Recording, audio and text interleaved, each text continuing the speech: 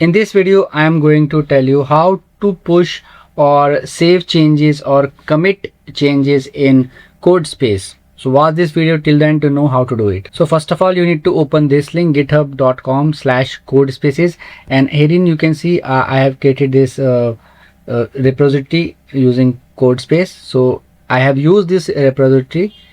Just need to open this in Codespace only, and you can do all types of changes here. This is my repository, so let me open it in Codespace. So herein you need to click on this code and click on this Codespaces. Just tap here.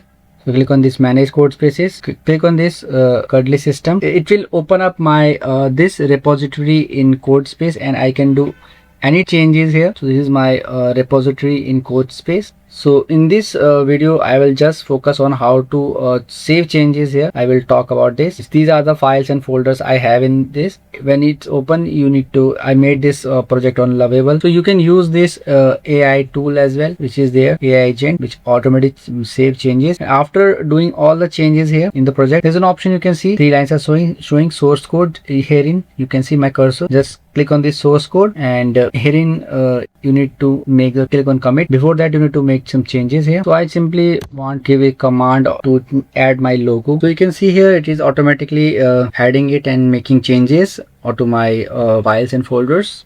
So you can see custom logo is added. So how to commit changes? You can see there's an option of commit. You need to click on this 3 dots, source code, and you need to make changes here. I've just made the changes. I need to now save the changes. So let me click on commit again. This three dot source control. You can see here. Click on commit option here. Click on yes, and herein you can type anything like website changes, or you can type app changes, whatever you have, web version or app version.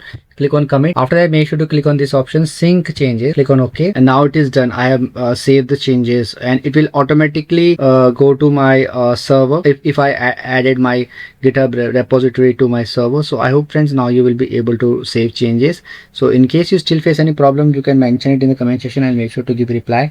And if you find this video helpful, just hit on the like button. Also subscribe my channel for upcoming videos.